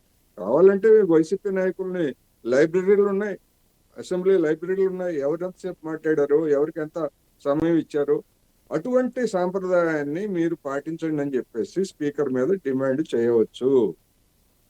అదేమీ లేకుండా వాళ్ళు ఎవరని ముందుగానే వీళ్ళు నిర్ణయం చేసుకొని చూపించండి. ఇవాళ వచ్చి గవర్నర్ ప్రసంగానికి వచ్చి మీరు చేశారు, రేపు అసెంబ్లీకి వచ్చి, రేపు ఎల్లుండి అసెంబ్లీకి వచ్చి, లేదా పనిచేసేటువంటి రోజుల్లో అసెంబ్లీకి వచ్చి మీరు మాట్లాడటానికి అవకాశం ఇవ్వకపోతే రాష్ట్ర జనం అంతా చూస్తారు కదా, ప్రత్యక్ష ప్రసారం కదా అది. అదేమి రహస్యంగా జరిగేటువంటి కాదుగా. లేదా మీరు మాట్లాడేటప్పుడు ఏమన్నా టీవీలో ఆపేస్తారా? ఆపేస్తే అది కూడా చూద్దాం. అందుకని మీరు అసలు ఆ విధమైనటువంటి అది లేకుండా వెళ్లకుండా వెళ్ళి ఎక్స్పోజ్ చేయండి, స్పీకర్ని ఎక్స్పోజ్ చేయండి, లేదా అధికార పక్షాన్ని ఎక్స్పోజ్ చేయండి. అది లేకుండా మాకు ఇవ్వరు, ఎక్కడుంది రాజ్యాంగంలో, ఎక్కడుంది రాజ్యాంగంలో ఇమ్మని కూడా లేదు అలా అనుకునేట్లయితే. ఇమ్మని కూడా లేదు. ఇమ్మని కనుక ఉండేట్లయితే సుప్రీంకోర్టు ఈ పార్టీకి చెప్పుండేది, ఇదిగో ఫలానా నిబంధన ప్రకారం ఎంతమంది ఉన్నా కానీ అధికార హోదా ఇవ్వాలని చెప్పేసి హైకోర్టు, సుప్రీంకోర్టు చెప్పుండేది. మరి ఎక్కడుంది అలా అనుకుంటే? అందుకని ఆ వాదనలతోటి ప్రయోజనం లేదు. ఖచ్చితంగా జగన్మోహన్ రెడ్డి గారు కానీ వైసీపీ కానీ అసెంబ్లీకి హాజరై ప్రభుత్వాన్ని, స్పీకర్ యొక్క అనుచితమైనటువంటి చర్యలు ఏమైనా ఉండేట్లయితే ఖచ్చితంగా జనం ముందు బయట పెట్టాలి. లేకుండా ఆరోపణలు చేస్తే దానికి విలువ ఉండదు, ప్రయోజనం లేదనేది నేను చెప్పదలుచుకున్నాను. గారు ఇందాక ఒక సందర్భంలో కూడా లక్ష్మణ్ గారు చెప్పారు, ఏదైతే జిఎస్డిపి సంబంధించిన విషయంలో మన జగన్మోహన్ రెడ్డి కూడా మాట్లాడుతూ కేవలం ఈ తప్పుడు లెక్కలతో ప్రజల్ని మభ్యపెడుతున్నారు చంద్రబాబు అంటూ ఈ జిఎస్డి లెక్కలను కూడా, జిఎస్డిపికి సంబంధించిన లెక్కలను కూడా బయటకు తీశారు. అసలు ఏంది ఈ జిఎస్డిపి? వాస్తవంగానే ఇవన్నీ కూడా దేశంలో చూస్తే ట్యాక్స్ రేట్లో కూడా 22వ ర్యాంక్ రావటం, ఇవన్నీ కూడా తప్పుడు లెక్కలైనా కావాలని ఒక మ్యాజిక్ ఫిగర్ చూపిస్తున్నారంటే ఏమంటారు? చెప్పేదేదో మీరు అసెంబ్లీలోనే చెప్పండి. మీకున్నటువంటి ఆధారాల ప్రకారం లేదా మీకున్నటువంటి సోర్సెస్ ప్రకారం, ఇదిగో ఫలానా సోర్స్ ప్రకారం గతంలో మేము ఉన్నప్పుడు జిఎస్టి దేశంలో ఇంత వచ్చింది, రాష్ట్రంలో ఇంత వచ్చింది, గతంలో ఇప్పుడు దేశంలో ఇంత వస్తూ ఉంది, రాష్ట్రంలో ఇంత వస్తూ ఉంది, జిఎస్టి ఎందుకు తగ్గింది అని చెప్పేసి మీరు సవివరంగా చెప్పండి. ఒకవేళ మీరు ఆ విధంగా మాట్లాడటానికి అవకాశం ఇవ్వకపోతే జనం ముందుకు వెళ్ళినప్పుడు చూడండి, మేము అసెంబ్లీలో ఈ విధంగా అడిగితే మాకు ప్రశ్నలు అడగటానికి కూడా అవకాశం ఇవ్వలేదు. ఇట్లాంటి సమావేశాలకు మేము ఎందుకు వెళ్ళాలి, మీరే చెప్పండి అని జనాన్ని అడగండి, తప్పేముంది. అందుకని జిఎస్టీ అయినా లేకపోతే ఇంకోటైనా కేంద్ర ప్రభుత్వం ఇప్పుడు జిఎస్టీ రాష్ట్రానికి ఎంత వస్తుందో 50%, కేంద్రానికి కూడా 50% వస్తుంది. అంతే కదా, జిఎస్టీ ఫార్ములా ప్రకారం 50-50 కదా. ఆ జిఎస్టీ మరి కేంద్రం కూడా మరి తప్పుడు తట్టలు లేకపోతే జనాన్ని మిస్లీడ్ చేస్తుందిగా. మరి ఆ విషయాన్ని మరి నరేంద్ర మోడీ గారి మీద ఎందుకని విమర్శ చేయరు జగన్మోహన్ రెడ్డి గారు? అంటే మీకు ఉన్నటువంటి బంధం ప్రకారం ఒక చంద్రబాబు నాయుడు గారినే మీరు టార్గెట్ చేస్తారా? జిఎస్టీ ఫార్ములా దేశం అంతటికీ ఒకటే, కేంద్రానికి 50 పైసలు వస్తాయి, రాష్ట్రానికి 50 పైసలు వస్తాయి. మరి వాళ్ళు కూడా మోసం చేస్తున్నట్టేనా? చెప్పండి, అదే చెప్పండి. వాళ్ళు కూడా మోసం చేస్తున్నారు, వీళ్ళు కూడా మోసం చేస్తున్నారు. ఒకవైపు ఎందుకు చేస్తున్నారు? అందుకని జిఎస్టీ ఒక నెలలో తగ్గొచ్చు, ఒక నెలలో పెరగచ్చు. డిఫరెంట్ రీజన్స్ ఉంటాయి. పండుగలు కావచ్చు, లేకపోతే ఇంకోటి కావచ్చు. ఉదాహరణకి మొన్న వాహనాల మీద పన్ను తగ్గించారు. అందుకని వాహనాల మీద పన్ను తగ్గిస్తారని చెప్పేసి 2 నెలల నుంచి ముందే వచ్చింది కనుక ఆ కొనుగోలు చేసేటువంటి వాళ్ళందరూ ఒక్కసారిగా వాహనాల కొనుగోలు ఆపేసి ఎప్పుడైతే పన్ను తగ్గిందో అప్పుడు కొనుగోలు చేశారు. వెంటనే కొంత పెరిగింది. ఆ తర్వాత మరుసటి నెల, ఆ తర్వాత నెల మళ్ళా సాధారణంగా తగ్గింది. ఈ హెచ్చు తగ్గులు అనేటువంటివి ఎప్పుడు ఉంటాయి. అది అందరికీ తెలిసినటువంటి సత్యమే అది. అయితే అందులో లోపాలు ఉన్నాయి, లేకపోతే ఎగవేసేటువంటి వాళ్ళని పట్టుకోవట్లేదు. ఇదిగో ఫలానా కంపెనీ ఎగవేస్తా ఉంది, ఫలానా సంస్థ ఎగనవేత చేస్తా ఉందని మీరు ఫిర్యాదు చేయండి, అది వేరు. అందుకని నిర్మాణాత్మకమైనటువంటి విమర్శలు చేయాలి, దానికి జనం కూడా ఆమోదిస్తారు అనేది నేను చెప్పదలుచుకున్నా. ప్రభుత్వం కూడా ఇప్పుడు జగన్మోహన్ రెడ్డి గారు అసెంబ్లీ వెలుపల ఆరోపణలు చేసినా కానీ ఉన్నటువంటి విషయాలన్నింటినీ కూడా జనానికి అర్థమయ్యే భాషలో నేను మళ్ళా చెప్తున్నా, అర్థం కాని భాషలో ఒక గంప అంకెలు తీసుకొచ్చి కుమ్మరిస్తే అందులో ఏది జనానికి అవసరమో ఏది కాదో తెలియదు. అందుకని అర్థమయ్యేటువంటి భాషలో పారదర్శకంగా అన్ని విషయాలని వివరిస్తే ప్రభుత్వం మీద అటువంటి విమర్శకు కూడా అవకాశం ఉండదు. ఆ విధంగా చేయాలనేది కూడా నా అభిప్రాయం. రైట్, కోటేశ్వరరావు. ఓకే, లక్ష్మణ్ గారు, ఏదైతే అసెంబ్లీ కమిటీ హాల్లో ఎన్డీఏ శాసనసభాపక్ష సమావేశం జరిగింది చంద్రబాబు నాయుడు అధ్యక్షతన ఈరోజు.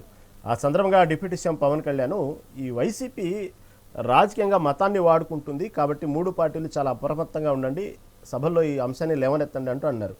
వాస్తవంగా ఇప్పుడు జరుగుతున్నటువంటి రాష్ట్రంలో పరిణామాలు చూస్తూ ఉంటే ఇవన్నీ కూడా జరిగినటువంటి విషయం, జరుగుతున్న విషయాలన్నీ కూడా మత ప్రాతిపదికనే జరుగుతున్నాయా? వైసీపీ వాడుకుంటుంది అంటే ఏమంటారు?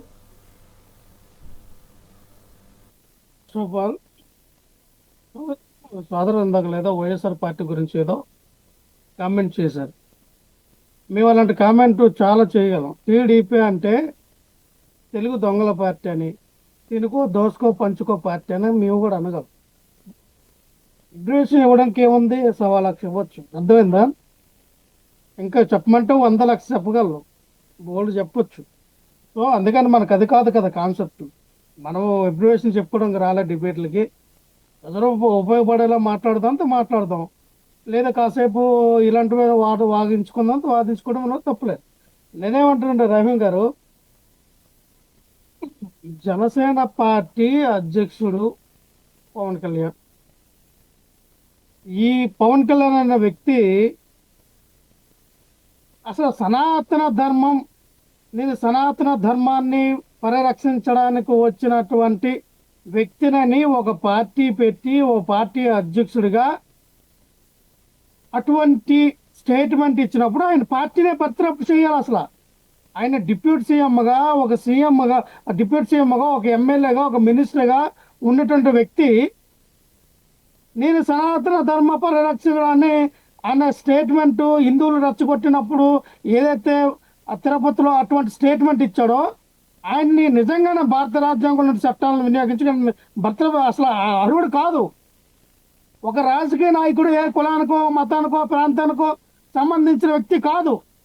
అన్ని కులాలు కానీ, మతాలు కానీ, ప్రాంతాలకి సమానంగా చూడగలిగిన వాడే రాజకీయ నాయకుడు. నువ్వు ఒక కులాన్ని, ఒక మతాన్ని నేను భుజాల మీద పెట్టుకొని మోయడానికి చూసా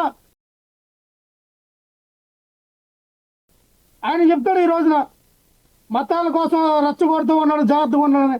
నేను ఎప్పుడు ఎక్కడ హిందువుల గురించి జగన్మోహన్ రెడ్డి గారు తిట్టిన కార్యక్రమం చూపించండి. నేను క్రిస్టియన్ని, నా క్రిస్టియానిటీని కాపాడండి, లేకపోతే మైనార్టీ హిందువులు వచ్చి నా క్రిస్టియన్స్ మీద దాడి చేస్తున్నారు, నేను వాళ్ళని క్రిస్టియన్స్ అందరినీ రక్షించడానికి ఉద్ధరించిన నేను మరొక నాయకుడిని జగన్మోహన్ రెడ్డి గారు ఎక్కడ స్టేట్మెంట్ ఇవ్వలేదే. నీకులాగా ఎవరు చెప్తావు సొల్లు కబుర్లు? నీ మాటలు విని విని విని విని నీ పిల్ల సైనికులు, నీ వెనకతలు తిరిగే ఒక ఫోరం, ఒక సైనికులు ఎవరైతే ఉన్నారో వాళ్ళకి చెప్పుకో. బూతులు వస్తానే అసలు ఇటువంటి పదజాలం వాడకూడదు అనుకున్న ఆక్రోశం కట్టి తెంచుకుపోతుంది. గతంలో పవన్ కళ్యాణ్ అంటే అయ్యో ఏది కమ్యూనిస్ట్ భావజాలము సెగవేర్ అంటున్నాడు, అదే అన్నాడని చాలామంది జనాలు, చాలామంది యూత్ నిన్ను అట్రాక్ట్ అయ్యారు. నువ్వు ఇట్లాంటి బొప్ప అని తెలుసుంటే అసలు నీ వెనకతలో తిరిగేవాడు కాదు ఎవడు కూడా. నాకు అర్థం కావట్లేదు పవన్ కళ్యాణ్. మళ్ళీ చెప్తా ఉన్నా, నోట్ మై వర్డ్స్, ఏం పీక్కున్నా పర్లా అంటే నంబర్ 1 పప్పం గడవని అర్థమైంది రాజకీయాలు. చంద్రబాబు నాయుడు 40 సంవత్సరాల రాజకీయ అనుభవం. ఏ రోజున నీ సనాతనవాది నాది, ఏ రోజున నేను హిందువులు ఎటువంటి స్టేట్మెంట్ ఇచ్చిన నేను అక్కడ చూడలా.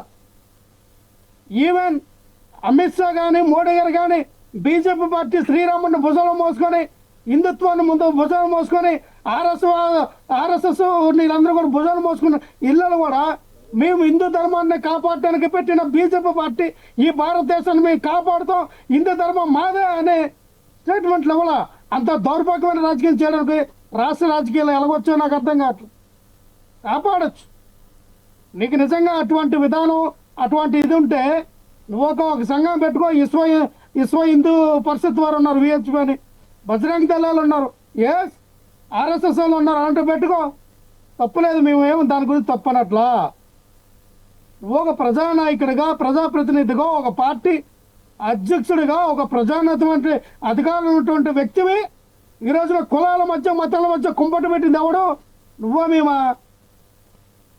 రచ్చగొట్టింది ఎవరు? తిరుపతి వెళ్ళి ఆమె అపాలసినెట్కి ఇందని చెప్పి కాషాయం బట్టలు వేసుకొని పెద్ద పెద్ద బొట్టు పెట్టుకొని హిందువులంతా రచ్చగొట్టింది ఎవరు? నువ్వా మేమా?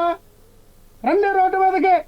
శ్రీవారి లడ్డూలో కలిసి జరిగిపోయింది, బంధుకు ఆవుకో వీకు ఆఖరిగా పవన్ కళ్యాణ్ ఆ నారలోకి స్కోవు కూడా కలిసిందని మాట్లాడింది నువ్వు, మేము కాదు. ఈరోజు ఏమని చెప్పింది సిబిఐ సిట్ దర్యాప్తు సంస్థ? మీ ఎన్డీఏ కూటమి పంపించినటువంటి సిబిఐ సిట్ దర్యాప్తు సంస్థ ఏం చెప్పింది? ఎటువంటి కొవ్వు పదార్థాలు, పంది కొవ్వు, ఆవు కొవ్వు, గొడ్డు కొవ్వు, ఏ కొవ్వు చేప కొవ్వు కూడా కలవలేదని ఒక నివేదిక పెట్టింది. దాన్ని మళ్ళీ కొత్త తరగం రసాయనాలని పాలలో ఎన్నో రసాయనాలతో తయారు చేశారు. అసలు ఇది సింథటిక్ గీ అని చెప్పి అవన్నీ చెప్తే ఎవరైతే సిట్టు దర్యాప్తు వాళ్ళు ఉన్నారో వాళ్ళు కోర్టులో నిరూపించాలా.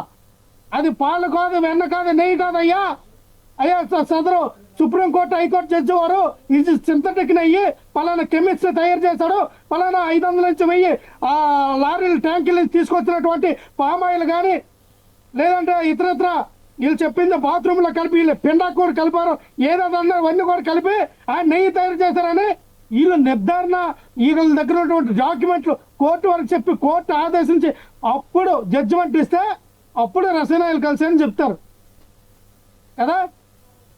ఏమి లేని తల తోకలేంది ఆడికి ఈడికి. అసలు నిజంగా నువ్వు హిందువు అయితే, నిజంగా నువ్వు హిందువు అని చెప్పుకున్నాడు అయితే, తిరుమల తిరుపతి దేవస్థానం లడ్డూలో బాత్రూమ్కి వాడే యాసిడ్స్, లాప్సా లాంటి రసాయనాలు, కెమికల్స్ కలిపారని ఎలా నోరా తాటమాట నాకు అర్థం కాదు. హిందువులు ఎవరైనా బాధపడతారా? మన దేవుడిని, మన దేవుడు యొక్క ప్రతిష్టని, లడ్డూని, ఆ యొక్క ఉన్నటువంటి ఆ ప్రతిష్టని మనం దెబ్బతీస్తామా?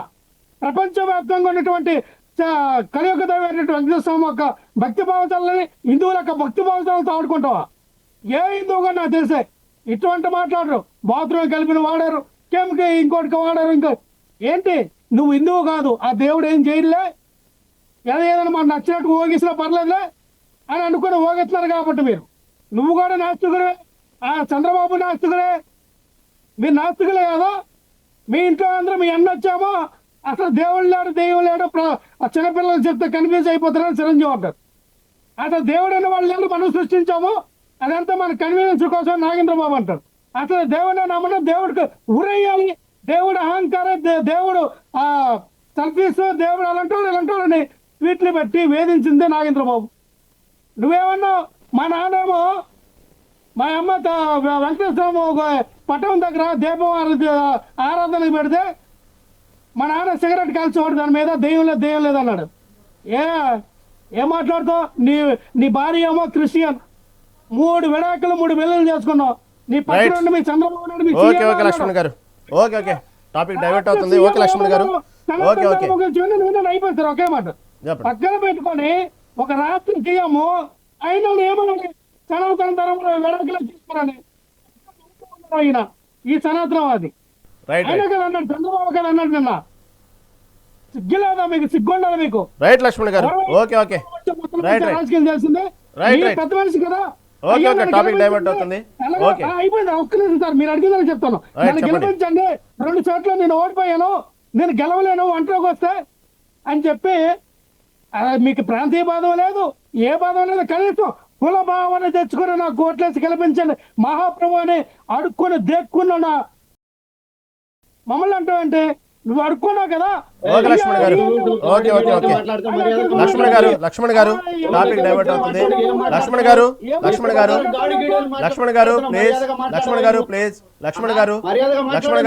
ప్లీజ్ అలా వ్యక్తిగతంగా వెళ్ళొద్దు. దయచేసి మీరు చెప్పిన విషయాన్ని వెనక్కి తీసుకోండి, అది కరెక్ట్ కాదు. లక్ష్మణ్ గారు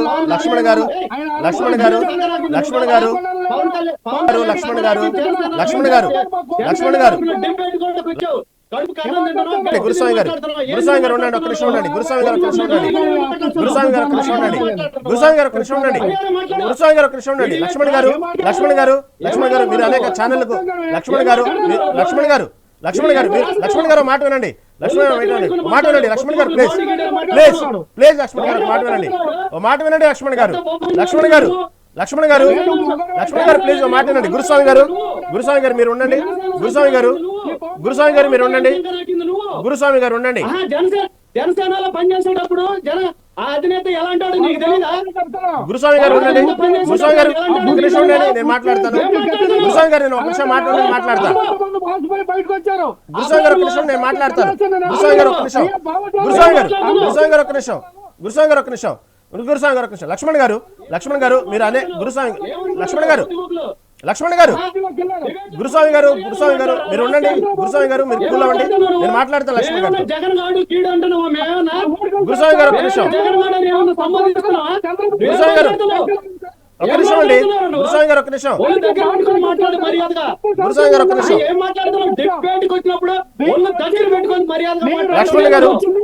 లక్ష్మణ్ గారు ఒక మాట వినండి.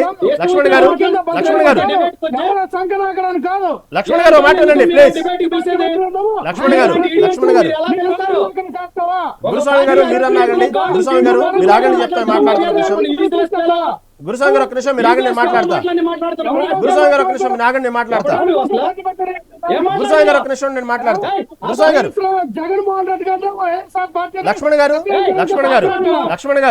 లక్ష్మణ్ గారు ప్లీజ్. లక్ష్మణ్ గారు చెప్పేది వినండి, ఒకసారి వినండి. లక్ష్మణ్ గారు మాట వినండి ప్లీజ్. లక్ష్మణ్ గారు మాట వినండి. లక్ష్మణ్ గారు మీరు అనేక ఛానళ్ళకి ఇంటర్వ్యూ ఇస్తారు, అనేక ఛానల్ అధికార ప్రతినిధికి పాల్గొంటారు. మీరు మాట్లాడిన వాడాల్సిన భాష కాదు అది. దయచేసి దాన్ని వెనక్కి తీసుకోండి, అది కరెక్ట్ కాదు. అది అలా మీరు మాట్లాడటం కరెక్ట్ కాదు అది. ఎందుకంటే మీరు ఎంతో హుందాతనంగా అనేక ఛానల్ ఇంటర్వ్యూలు ఇస్తూ ఉంటారు. మీరు ఈ విధంగా మాట్లాడటం అది కరెక్ట్ కాదు. ఎందుకంటే అలాంటి అవసరం రాలేదు. ఎక్కడ కూడా వ్యక్తిగతంగా ఎవరు వచ్చినటువంటి గెస్టులు ఎవరు దూషణ చేయలేదు. అయినా మీరు ఆ విధంగా మాట్లాడటం కరెక్ట్ కాదు అంటే తప్పది. ఎందుకంటే మీ మాట వెనక్కి తీసుకోండి, అది కరెక్ట్ కాదు. ఎందుకంటే వచ్చిన కాన్సెప్ట్ వేరు, మాట్లాడుతూ వేరు. అలా వ్యక్తిగతంగా మాట్లాడొద్దు. మీకు నచ్చినా నచ్చకపోయినా ఆయన డిప్యూటీ సీఎం అండి. ఆయన మీకు నచ్చినా నచ్చకపోయినా ఆయన డిప్యూటీ సీఎం. ఆయన మీరు అలా మాట్లాడదు లక్ష్మణ్ గారు. మీరు అనేక ఛానల్కి వెళ్తా ఉంటారు, మీరు ఈ విధంగా మీరు అలా మాట్లాడడం కరెక్ట్ కాదు అది. జనసేన తరపున డిబేట్ కి వచ్చి ఆ రోజు పొంగిపోయి మాట్లాడాడు. ఆ రోజు కనపడలా నీకు పవన్ కళ్యాణ్? Right, okay. గురుస్వామి గారు ఒక నిమిషం కూల్ అవ్వండి. గురుస్వామి గారు ఒక నిమిషం ఉండండి. గురుస్వామి గారు ఒక నిమిషం కూల్. నాయకుడితోటే కదా నువ్వు తిరిగింది. గురుస్వామి గారు ఒక నిమిషం కూల్. గురుస్వామి గారు ఒక నిమిషం కూల్. గురుస్వామి గారు ఒక నిమిషం ఉండండి. గురుస్వామి గారు సబ్జెక్ట్ ఉంటే విమర్శించు, మాట్లాడు. గురుస్వామి గారు ఒక్క నిమిషం అండి. లక్ష్మణ్ గారు మీరు సమర్థించుకోవద్దు. దయచేసి ఆ పదాలు అలా వాడొద్దండి, వ్యక్తిగతంగా వెళ్ళొద్దు. లక్ష్మణ్ గారు దయచేసి అలా వ్యక్తిగతంగా వెళ్ళొద్దు. వ్యక్తిగత దూషణ చేయడం కరెక్ట్ కాదు, అది కరెక్ట్ కాదు. మీరు ఎందుకంటే ఎంతో హుందాతనంగా అనేక ఛానల్కి వెళ్తుంటారు, మీరు గెస్ట్ అధికార ప్రతినిధి పాల్గొంటారు. ఈ విధంగా వ్యక్తిగత దూషణ అంటే కరెక్ట్ కాదండి. మీకు నచ్చినా నచ్చకపోయినా డిప్యూటీ సీఎం అండి, అది కరెక్ట్ కాదు. ఆ పదాలు అలా వాడకూడదు. మీరు దయచేసి దాన్ని వెనక్కి తీసుకోండి. ఓకే గురుస్వామి గారు ఓకే ఆగండి. లక్ష్మణ్ గారు ఇంకా ఆగండి. మీరు కరెక్ట్ కాదు, అలా మాట్లాడడం చాలా తప్పండి, అది కరెక్ట్ కాదు. గురుస్వామి గారు ఇంతకీ మీరన్నా చెప్పండి, ఎందుకంటే సిట్టు దర్యాప్తులో అసలు ఏముంది, సిట్టు విచారణ సంబంధించినటువంటి గురుస్వామి గారు వింటున్నారా? గురుస్వామి గారు వినండి, నేను చెప్పేదేనండి. అసలు సిట్టు విచారణలో ఏం రాశారు ఏందనే అంశాన్ని ఒక్కొక్కళ్ళు ఒక్కొక్క రకంగా చెప్తున్నారు. చెప్పండి గురుస్వామి గారు. ఎవడు బతికేంతో, ఎవడు భవిష్యత్ ఏందో, ఎవడు ఎంత ఎదవో, ఎవడు ఎలాంటి వాడో రాష్ట్ర ప్రజలు చూస్తున్నారు, డిసైడ్ చేస్తున్నారు. నువ్వు నేను చెప్తే కోవద్దు, రాష్ట్ర ప్రజలు అందరూ ఉన్నారు. గురుస్వామి గారు బాగా దగ్గొడతారు, మీకు కంగారు లేదు. గురుస్వామి గారు కూల్. లక్ష్మణ్ గారు మీరు కూల్ అవ్వండి. మీరు ఎంతో హుందాతనంగా వ్యవహరిస్తారు, ఎందుకు ఈ రోజు ఈ విధంగా? లక్ష్మణ్ గారు ప్లీజ్. లక్ష్మణ్ గారు కరెక్ట్ కాదండి ఇది. మీరు చాలా లక్ష్మణ్ గారు మీరు అనేక డిబేట్ లో చాలా హుందాగా వ్యవహరిస్తారు, ఎందుకు ఈ రోజు ఈ విధంగా ఇలా మాట్లాడుతున్నారు? లక్ష్మణ్ గారు వెయిట్. గురుస్వామి గారు వెయిట్. గురుస్వామి గారు వెయిట్.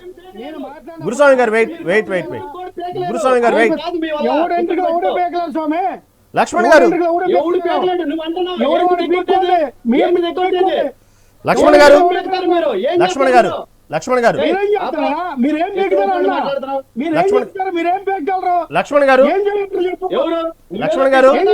మీకు అర్థమవుతుందా ఏం మాట్లాడుతున్నారో? లక్ష్మణ్ గారు 5 ఏళ్ల అధికారంలో ఉండి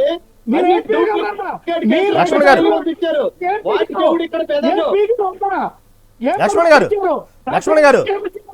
గారు మీరు చాలా హుందాగా వ్యవహరిస్తారు.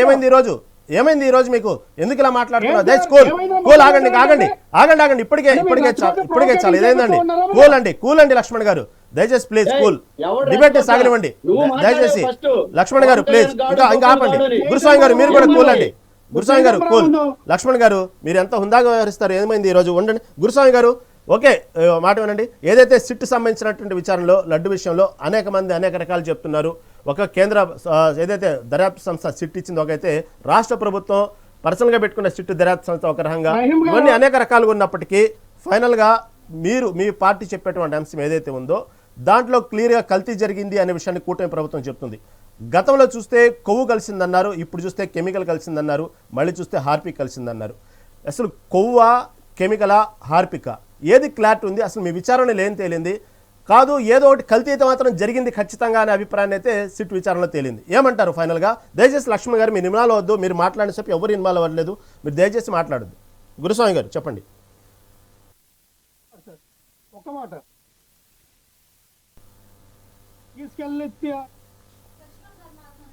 లక్ష్మణ్ గారు కూల్ అండి.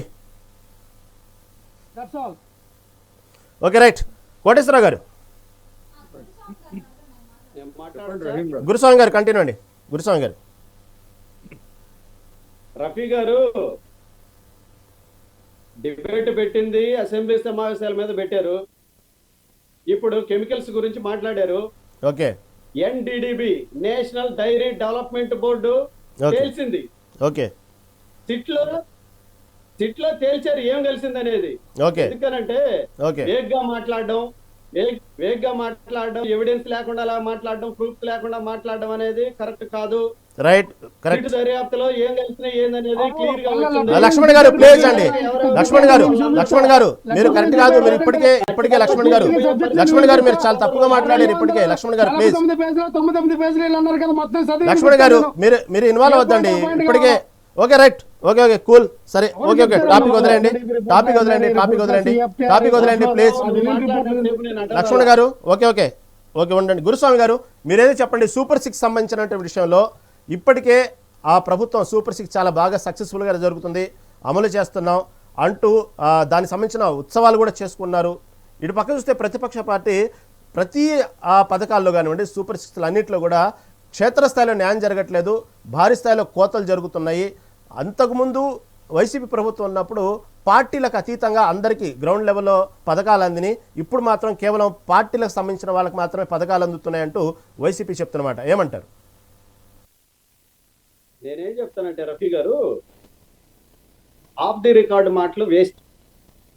వీళ్ళు ఏడ బయట కూర్చొని వీళ్ళ ఛానల్స్ దగ్గర వీళ్ళు భజన చేసుకుంటూ సూపర్ 6 పథకాల్లో కోత కోసారు, సూపర్ 6 పథకాలు కరెక్ట్గా ఇవ్వడం లేదని చెప్పి వీళ్ళు మాట్లాడే ఆ విషయాలు ఏవైతే ఉన్నాయో, వీళ్ళ ఏడుపులు పెడబొబ్బులు ఏవైతే ఉన్నాయో అవన్నీ అసెంబ్లీకి వచ్చి మాట్లాడితే ఆన్ ది రికార్డుగా ఉంటాయి. ఓకే, జగన్మోహన్ రెడ్డి రాష్ట్ర ప్రజల కోసం ఏం మాట్లాడాడు, సూపర్ 6 పథకాల్లో ఎన్నెన్ని లోపాలు ఉన్నాయి, ఆ లోపాలన్నీ ఎత్తి చూపించాడు. ఆహా బ్రహ్మాండమైన లీడర్ అని చెప్పి రాష్ట్ర ప్రజలు చెప్పుకుంటారు కదా. అసెంబ్లీకి వచ్చి ఆన్ ది రికార్డు మీరు మాట్లాడండి. మీరు మాట్లాడే ప్రతి మాట కూడా రికార్డ్ అవుతుంది. రేపు పొద్దున వీళ్ళు లేకపోయినా కూడా నెక్స్ట్ వచ్చే జనరేషన్స్ లో కూడా జగన్మోహన్ రెడ్డి గారు ఆ రోజు తెలుగుదేశం పార్టీ అధికారంలో ఉన్నప్పుడు, కూటమి ప్రభుత్వం అధికారంలో ఉన్నప్పుడు వాళ్ళు చేసిన ప్రభుత్వ పథకాలు ఏవైతే లోపాలు ఉన్నాయో వాటన్నిటిని బ్రహ్మాండంగా ఎత్తి చూపించాడు జగన్మోహన్ రెడ్డి అని చెప్పుకుంటారు. అందువల్ల ఏం మాట్లాడాలన్నా కూడా రండి అసెంబ్లీకి.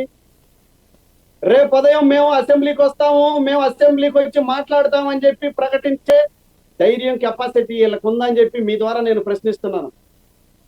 ప్రభుత్వం ఇచ్చే శాలరీలు తీసుకుంటున్నారు వీళ్ళు.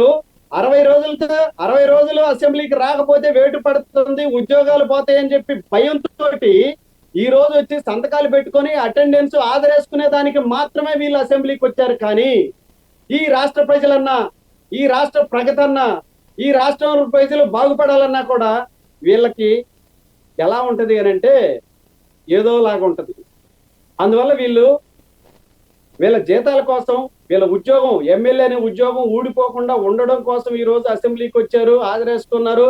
గవర్నర్ గారి ప్రసంగానికి అడ్డు తగులుతూ ప్లకార్డులు పట్టుకొని మాట్లాడి వీళ్ళు చిల్లర మాటలు, చిల్లర వేషాలు వేసి వెళ్ళిపోయారు. కానీ రండి రేపు సూపర్ 6 పథకాల్లో మేమేమిస్తున్నామో మేము సమాధానం చెప్తాం. అసెంబ్లీకి వచ్చి మీరు అడగండి, మీరు ప్రశ్నించండి. మా కూటమి ప్రభుత్వం సమాధానం చెప్తుంది. మీరు అడిగిన ప్రశ్నలకి ఈ ప్రభుత్వం సమాధానం చెప్తుందా లేదనేది కూడా రాష్ట్ర ప్రజలందరూ చూస్తారు రఫీ గారు. ఏదో మన ఇష్టం వచ్చినట్టు మాట్లాడి గుడ్డగాల్సి మేదేసి పక్కెళ్ళిపోవడం అనేది కరెక్ట్ కాదు. ఈ రాష్ట్రంలో నీకు అధికారం ఇచ్చారు ప్రజలు 2019 నుంచి 24 దాకా అధికారాన్ని అనుభవించావు. ఈ రాష్ట్ర ప్రజల బాగోగులు నీకు కావాలి అని అంటే కూటమి ప్రభుత్వం ఏదైనా తప్పులు చేసి ఉంటే వచ్చి ప్రశ్నించి మాట్లాడండి, మా తప్పుల్ని ఎత్తి చూపించండి, కొత్తగా సలహాలు ఇవ్వండి, సూచనలు ఇవ్వండి. రాష్ట్ర ప్రజలందరూ చూస్తారు. నిర్ణయం తీసుకుంటారు అనేది రాష్ట్ర ప్రజల చేతుల్లో ఉంటది. అందువల్ల ఆన్ ది రికార్డ్ అవుతాయి. కాబట్టి అసెంబ్లీకి వచ్చి మీరు ఏం మాట్లాడాలనుకున్నా కూడా అసెంబ్లీకి వచ్చి మాట్లాడండి, ప్రశ్నించండి. మీకు మేము సమాధానం చెప్పకపోతే ప్రజలే చూస్తారు. వచ్చినప్పుడు చిల్లర మాటలు ఎందుకనంటే హుందాగా మాట్లాడాల్సిన అవసరం ఉంది. మీరు కూడా ఇలాంటి మాటలు వెనక్కి తీసుకోవాలి, కట్ చేయాలి. దీనికి మాత్రం మాట వెనక్కి తీసుకోవాలని చెప్పి నేను ఈ ద్వారా తెలియజేస్తున్నాను. నేను అదే మాట అడిగానండి, నేను అదే డిమాండ్ చేశాను లక్ష్మణ్ గారితో. మళ్ళీ సంబంధించినట్టు లక్ష్మణ్ గారు దయచేసి ఆ పదాన్ని అలా వాడటం అనేది కూడా చాలా ఇబ్బందికరంగా అనిపించింది మాకు కూడా. వాళ్ళ మాట్లాడకూడదండి, ఎందుకంటే డిబేట్ లో మీరు చాలా హుందాగా వ్యవహరిస్తారు. సరే మా టాపిక్ వద్దండి, సమయం లేదు. ఏమంటున్నారు?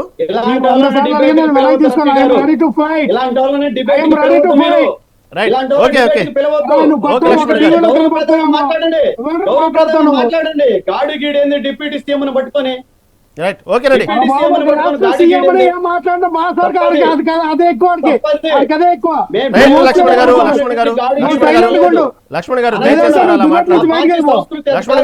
లక్ష్మణ్ గారు పార్టీ సంస్కృతి అది కాదు.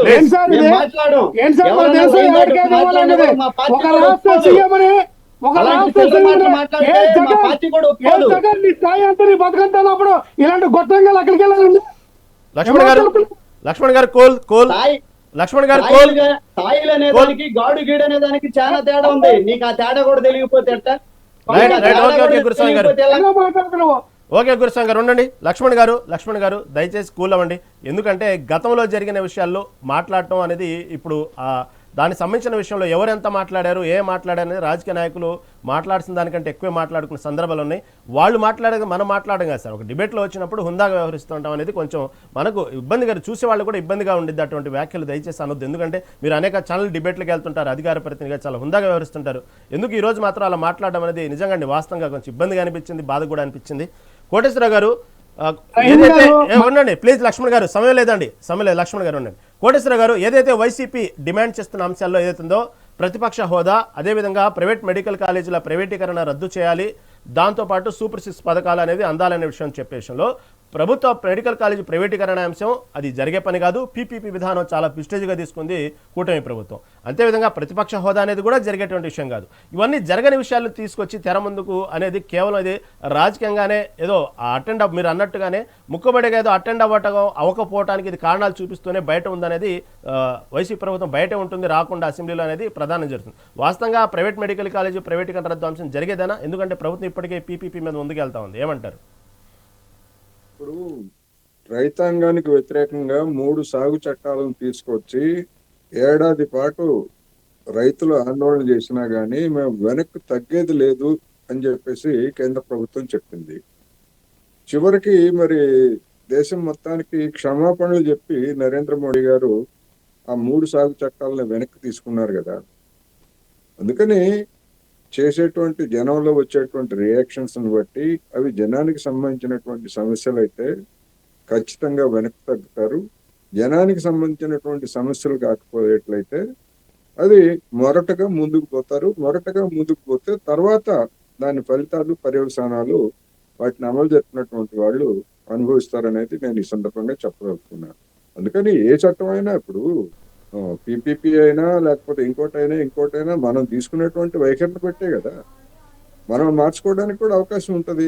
లేదు మేము మొండిగా మేము అనుకున్నది అమలు చెప్తామంటే రాజకీయ పరిణామాలు. ఇప్పుడు గతంలో చంద్రబాబు నాయుడు గారు విద్యుత్ సంస్కరణలతో ముందుకు తీసుకెళ్తామని చెప్పేసి దానికి వ్యతిరేకంగా ఉద్యమించినటువంటి వాళ్ళ మీద ఏ విధంగా దాడులు చేయించారో, ఆ తర్వాత ఆయనకు తగినటువంటి రాజకీయ ప్రతిఫలం ఏ విధంగా దక్కిందో 10 ఏళ్ల పాటు అధికారానికి దూరం అయ్యారు కదా. అందుకని ప్రజా వ్యతిరేకమైనటువంటి విధానాల మీద విమర్శించేటువంటి హక్కు ఎవరికైనా ఉంది. ముందుగా పోయేట్లయితే దానికి తగినటువంటి ఫలితాలు అధికారంలో ఉన్నటువంటి వాళ్ళు అనుభవిస్తారు. రైట్. గురుస్వామి గారు, ఒక్క నిమిషం సమయం ఉంది. ప్రైవేట్ మెడికల్ కాలేజీ ప్రైవేటీకరణ రద్దు పైన వైసీపీ డిమాండ్ చేస్తుంది, మీరేమంటారు? వాళ్ళు చేసే ఆరోపణలు కానీ మాట్లాడే మాటలు కానీ రాష్ట్ర భవిష్యత్తుకి, రాష్ట్ర అభివృద్ధికి విఘాతం కలిగే విధంగా మాట్లాడుతున్నారు. ఈ రోజు ఎందుకనంటే ఆంధ్ర రాష్ట్రం ఈ రోజు ఎన్ని లక్షల కోట్ల అప్పుల్లో ఉంది, వీటన్నిటిలో నుంచి బయటపడాలి అని అంటే ఎలా ముందుకు తీసుకెళ్లాలని చెప్పి విజన్ ఉన్న నాయకుడు చంద్రబాబు నాయుడు గారు. ఈ రాష్ట్రాన్ని డెవలప్ చేయాలన్నా, మెడికల్ కాలేజీలు కట్టేదని కావచ్చు, ప్రతి ఒక్కటి ఎలా చేయాలనేది